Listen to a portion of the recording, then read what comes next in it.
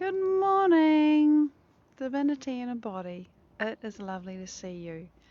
And my God, it's cold out here, although I'm all wrapped up and I've been for a walk, so I don't care. Let me show you the day. It is not currently windy. It is not currently rainy. It is just today, and there is the yellow daisy bush, which is so bright and lovely in the middle of winter. Everything's looking a bit shredded, actually. Not so much here because there's the wattle up above it which shelters it, but the hail, I was looking at some of the, it's because it hailed yesterday big time. So you can start to see that we've got flowers coming early. This is paper white, but oh look, there's one that's actually doing its thing. There it is. It was not spring jonquils, winter jonquils. And little splashes of purple and parsley that's going to flower. And the pink native, we call it forget-me-not. Oh no, actually we don't because that one's blue, but there you go. The colour's all burnt. The light's not very good for this. There you go. So there's things out and happening in the garden. It's a bit clearer that it's pink. And it's just nice to be having a stroll with you this morning. There's the garden. And it's so nice to be outside, just looking at the world. It's like the world here is heaving a bit of a sigh of relief because the weather was so violent. Just to show you, see, that was a magnolia flower. Now it's a shredded thing. There'll be more, but it was violent. And here we have more jonquils, and these ones, beaten up or not, I want you to see because they're the earliest of the lot, and they're really old and unusual, special, and they fall over. But this time they're not too tall, so they're standing up, and that's really nice. And they smell delicious, but I can't share the smell with you. So we just have early flowers and weeding that needs doing and pruning outside. And I haven't actually shown you the day. Let me show you the day. Turning the camera around. There it is. There it is. Just a beautiful, beautiful morning. Very calm. After all the drama, that's Mount Kaukau. And here's the garden. And it's a circle. Well, that's a wild garden. And it's got this big pile of belladonna in the middle and a circle of bulbs. And the best thing about them really is the foliage, because that's there a lot of the time. And you can see the spring bulbs or the late winter bulbs coming up, except it's early winter, so that's just what's going on. So this is us outside, and here's the lemon tree that I pruned because it needed to be pruned, because it's got to be kept to about this size. So good morning, beautiful being. It is lovely to see you on. It is great to have you joining me. And today we're going to talk about emotion. We're going to talk about frequency. We're going to talk about a little bit of quantum physics. Oh my goodness.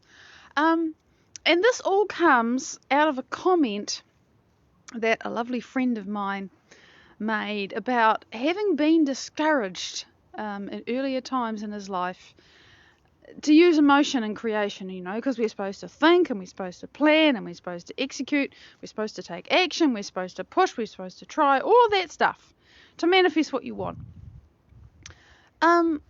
And oh my God, I have so done this. You get a checklist, you get a process, and you think if I just tick all the boxes and do all the things, I'm going to get what I want eventually if I work hard enough at it. And that was me. It really was me. What I understand now, and there's even a wonderful piece of research that I can explain to you, which really does illustrate it perfectly, is that if you want to do things like in 3D, step by step, linearly from A to B to C to D all the way through to Z, then you can do that, but it takes quite a lot of time, because we all understand it just takes quite a lot of time. But this whole thing, the Course in Miracles, Abraham and Esther Hicks and manifesting stuff and the law of attraction and all of that, That's talking about creating stuff, manifesting stuff, not in 3D, not using the Newtonian laws of space and time, where E equals mc squared, and logically and rationally and reasonably we can work out how it happens. If you're going to manifest things, if you're going to create from 5D, 3Ds, height, length, and breadth, and then there's time, which is the fourth dimension. Beyond the fourth dimension is time. Time is the fourth dimension. Beyond that is the quantum, fifth dimension. And in the quantum, in 5D, the unified field, source, 0-point energy, the mind of God, all possibilities exist as frequency and as possibility. So that's a basic premise that you have to accept, and if you don't, you should stop now. How does this fifth dimensional creation thing work? Well, to cut to the chase of the research, because it illustrates it so well. G'day Mike, it's you, yay! Some researchers, and I don't know how long ago this was, some researchers decided to do an experiment with some people who were very experienced prayers. So they were really good at praying and presumably getting results, getting answers, getting things to manifest, right? So they had these very experienced prayers, and they took some DNA and they stuck it in vials, right? And they divided the vials into several different groups, I think. They probably would have had a control. But they had these vials, and they were in different places from where the prayers were. They were not in the same room. I don't know if it was in the next room or across the city. It doesn't really matter, because in the unified field, everything's entangled, and it's really all in the same place at the same time. There's no space, and there's infinite time, and you can go anywhere, but it's just a thought. So they had these prayers, and they had these vials of DNA. And what they said to the people who are really good at praying, because when DNA is signaled, like something hits the cell and it goes through the cell membrane, a message is sent to the DNA is signaled, it unwinds, a piece of that thing wakes up, there's a piece of RNA that marches along and makes a protein, and then that protein gets spat out and it does its job in your body, and that happens trillions and trillions and trillions and trillions of times every day in your body, and you never think about it, but there's an innate intelligence that makes that work. And that's what happens when DNA is signaled. That tightly wound chromosome of information unwinds, that process happens, and it winds again, right? So, very short course on what happens there. That's about all I can tell you. So they said to the prayers, we want you to imagine as clearly as you can, for however long it was, I don't know, to imagine with all your clarity and your intent and your will that this DNA is going to unwind and rewind. Just imagine it, unwinding and rewinding, unwinding and rewinding, unwinding and rewinding, So that's like visualizing, that's like intending, that's like willing things into existence. And oh my God, have I always felt that was so futile. But these people, they did it. And they know that they're good at this. So they're doing it and they're doing it. And at the end of that period of time, however long it was, when the researchers looked at the DNA in the vials, which remember these people weren't touching, they weren't holding the vials, guess what happened? Nothing. Nothing at all. Zip, zero, niet, nada. Nothing. So then they said to the prayers, okay, we want you to bring up gratitude and joy and excitement and elevation just in your heart and direct it at the DNA. Just feel love and joy and appreciation and care and compassion, all these elevated emotions that I talk about so much. Well, enough sometimes, maybe not enough. Direct it at the vials of DNA. Just send love, send love, send love, send love, send celebration, send gratitude. And so they did that for a period of time, whatever it was. And again, when the researchers looked at the vials, DNA, nothing had happened. Nothing happened at all. No result. I'm sure the DNA was feeling really loved, but nothing had happened. So then the researchers said to the prayers, look, we want you to hold the thought, have the intention, have the will, have the desire for the DNA to unwind and rewind, and at the same time, We want you to have the gratitude and the love and the celebration and the appreciation and the joy for the fact that it's doing it. We want you to feel that it's happening at the same time as you're imagining it happening. Hello, beautiful beings. It's lovely to see you. Facebook's finally telling me you're all on. So they did that. They imagined it and they felt it. They imagined it and they felt it. They imagined it and they felt it. They thought it and they felt it. You're getting a pattern here? And at the end of the time, however long it was, the researchers looked at the DNA. And what they found was, remember, these people weren't holding those vials, they weren't doing anything physical with them. 25% of that DNA, all by itself in a little test tube somewhere away from these people, had unwound and rewound. It had responded at a distance to the fact that these people were holding a clear intention and an elevated emotion. Because you've got to have both if you're going to access a possibility from the unified field and bring it into three-dimensional reality. That is the point that research made to me, and of course it was my inspiration, Joe Dispenza, who taught me that. It's an amazing experiment. Sometime I've got to go to the internet and look it up, see if I can find at least the abstract and read it for myself. But that is what happened. That is a real thing. And there'll be many, many similar kinds of things that people have been found out that you can do. So, the point about using emotion in your creation, and this is a little side thing that I was thinking about as I was putting this together yesterday, is that particularly men, but all of us, can have been programmed with the idea that if you have emotions, you are weak or you're impulsive or, there's something wrong with you and, you should just be able to do it with your mind and with your will and to make it happen. But what I realised, there was a very important thing that I wanted to say, that to have emotion and to know how to utilise emotion does not mean that you are impulsive. Being emotional is not the same as being impulsive, and it's not the same as being weak.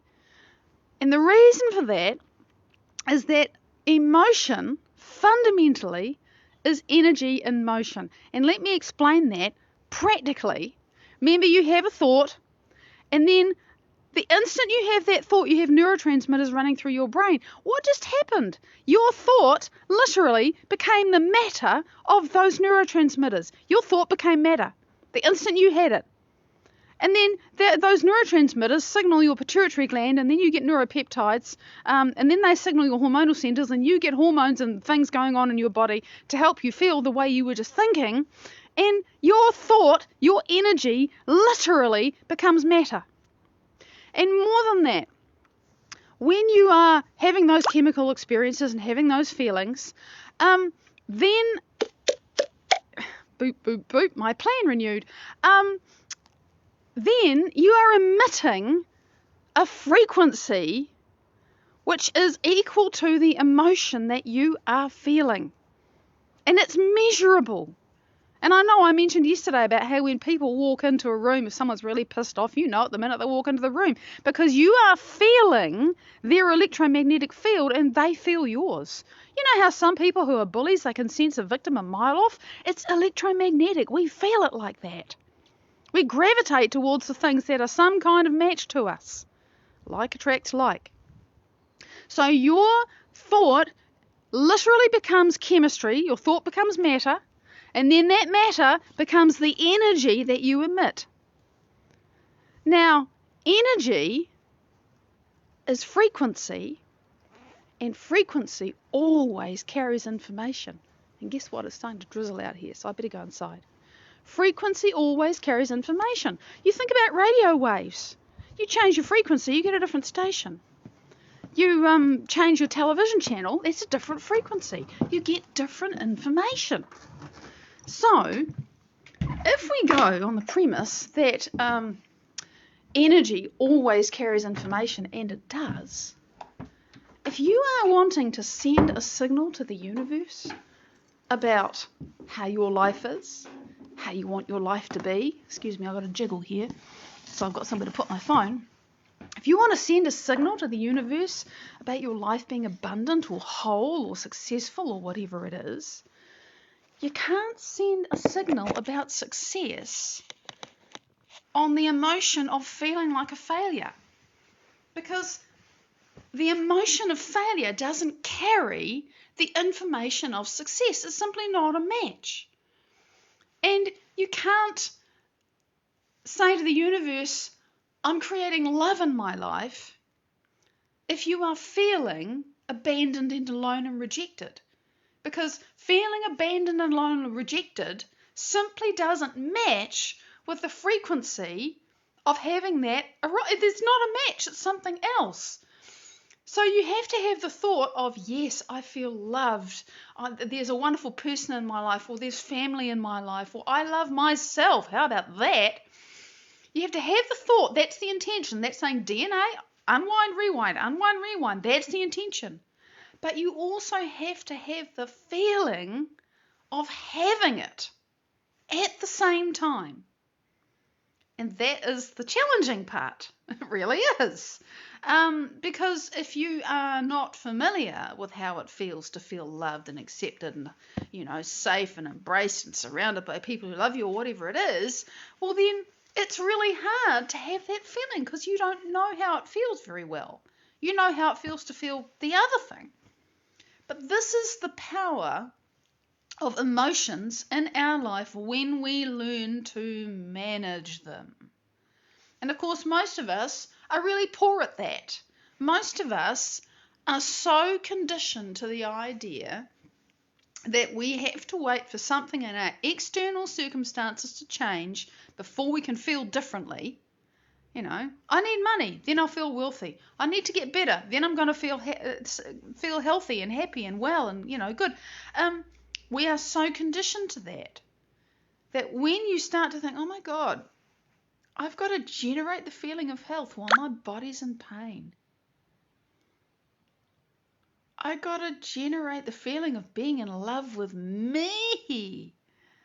And then somebody else can come along that loves me. Yeah, totally right. That is deeply challenging because it demands us to stop being who we've always been and be somebody else. That is hard. Like I say, I'm doing this in a very real and visceral way at the moment. And I'm doing it by spending a lot of time in meditation doing Dr. Joe Dispenza's work in the unified field. And it blows me away because every time I sit down and I do the, whatever, there is the divine. There is the unified field. There is that loving intelligence and that intelligent love. And there's always a connection of some sort and something changes and I feel my body alter because I'm changing who I'm being. And when I change who I'm being, and who I'm being is how I'm thinking and how I'm feeling most of the time. Not all the time. It's all right. We all lose the plot. We all lose our rag. We all get scared. We all get angry. We all get whatever. But the point is, if you fall off the trolley, how long are you going to lie on the ground before you get back up and get back on? Because we have to get better at breaking out of our stressful states, our fear, our sadness, our anger, and, guilt, whatever it is. Because we have to realize that those ways of being that we're so used to doing and being, and it's so easy and so habitual for us, that's what signals your DNA. Hello? If you are thinking and feeling, oh my God, I'm a survivor, I'm a warrior, well, don't you think you're sending the signal to your cells that life is about struggle and fighting? If you're always feeling like you just have to be angry in order to overcome everything, don't you think you're sending that signal to your cells about anger and frustration and resentment? Me, I've spent a lifetime in various ways being afraid. Don't you think I've been signaling my body to become literally the mind of fear for me? I'm unraveling that now. It's kind of amazing sitting in the middle of it and my body is just releasing all this energy and emotion. I'm thinking, wow, this is what I did to myself. This is what we can do. But you have to marry up a clear intention and an elevated emotion. And an elevated emotion is generated in your heart, and it's about love, or it's about joy, or it's about peace, or it's about ease. And if you can't get to those, if you're listening to me and thinking, but I don't know how to feel that way, because I didn't for so long, don't let that be your excuse. Just start where you are and practice. Because it took me a good year before I even started, before I had my first experience in meditation. Oh, that's what joy feels like. Because I'm sure I knew, but I had deeply forgotten. Elevated emotions are a skill. You can learn them like riding a bike. You just have to overcome however many years of conditioning you've had that says, I feel sad all the time and life is a struggle and nobody loves me and I'm alone and I can't change anything. Or whatever it is, And you have to love yourself enough to do that. And it's work. And it's worth it. And I totally celebrate the fact that I do this meditation work that I've learned from Dr. Joe. Because without it, I can't imagine my life. In fact, no, I can. I know exactly where I'd be heading. And it's not pretty. And I'm not going there. So, that is my rave today. I'm going to practice now, asking you, if you wish, to support me. There is a link on the words below this post, wherever it is, where you can go to my website and send me the equivalent of a cup of coffee once a month, or a slice of cheesecake, as one of my friends sent me, because I love cheesecake. Good cheesecake, not the sort that comes in a box. Just something small, or more if you wish, because you receive value from what I give you. And if you would like to let the generosity flow in both directions, which makes it grow, and the more we give in a way that works for us, that lights us up and makes us happy, the more we receive, because the giving turns out to be the greatest gift you give to yourself. Well, that's great. So if you'd like to do that, I would really appreciate it. Big love. Happy Tuesday, Wednesday. And I will see you tomorrow. Bye-bye.